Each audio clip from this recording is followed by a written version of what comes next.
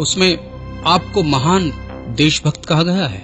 देशभक्त कहलाने के लिए आवश्यक है कि व्यक्ति किसी देश को अपना देश कह सके।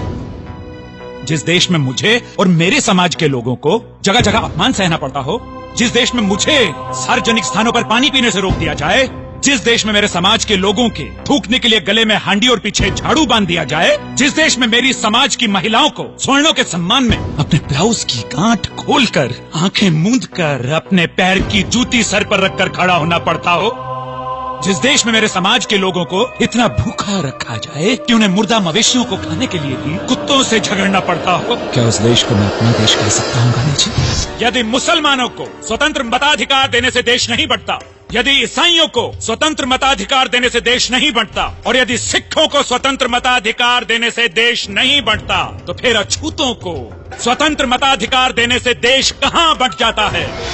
कि गांधी जी और कांग्रेस इस देश की आजादी तो चाहते हैं, लेकिन सिर्फ उनकी कि जो अंग्रेजों के गुलाम हैं, उनकी नहीं कि जो गुलामों के भी गुलाम हैं। मैं तुम्हारा गुनहगार हूँ रामू।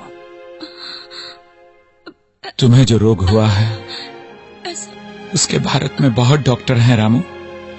मेरे भारत को जो छुआछूत का रोग हुआ है उसका सिर्फ मैं डॉक्टर हूँ।